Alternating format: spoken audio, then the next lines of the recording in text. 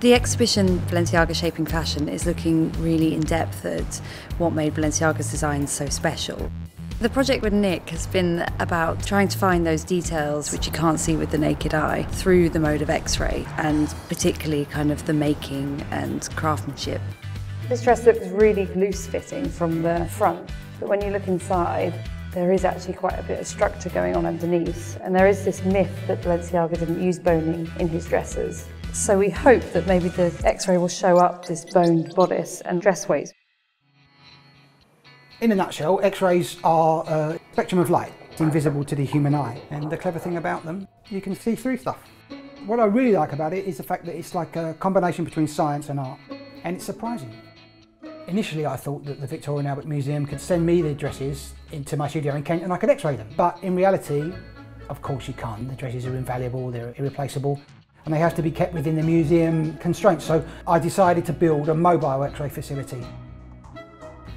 So you enter the trailer in the middle in the central working area, and if you come in here you can see that the X-ray machine is high, it's in the roof, and we put the objects on the floor.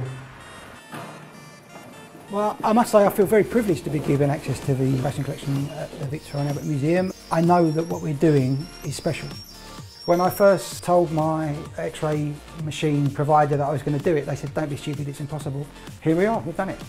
It's been really nice working with Nick, and it really makes you look at the dresses through a different lens, looking at weights and the kind of density of fabrics. So for the Balenciaga project, we X-rayed the tulip dress, which is very minimal. It's one constant material, which has got folds and folds of fabric, and you need more radiation for a thicker dress than you do for a thinner dress. We bring the dress into the X-ray chamber, which is the lead-lined box. We centre the X-ray beam, we put the film behind the dress, position the dress very, very carefully, which takes a long time. We decided we needed the tail of the dress to curve, to flare. So we suspended some taut cotton between two heavy weights and then rested the bottom of the gown on that piece of cotton. And when we're stumbling around in the dark, X-raying as we do under a red light, it's quite challenging. With the Balenciaga dress, a lot of them have got folds. You can't see what's inside those folds. That's the thing about X-rays, it's revealing. Nothing gets hidden from it. The X-rays have to pass through the dress, create an impression on the film. It's an analogue process. Nick's enthusiasm for his craft comes out in every stage of the process. He still seems to get such a joy from what you find in each object, and the kind of surprise of X-ray, which sometimes reveals things that you just had no idea were there. What's been so nice about this is seeing the objects but in a different way. For example here, this dress weight, it really shines out. These are really crucial in the dress. They create this wave of fabric, and if they weren't there it would fall completely differently. I think this pin has been left in there, which is really lovely, a memory of somebody who made the dress.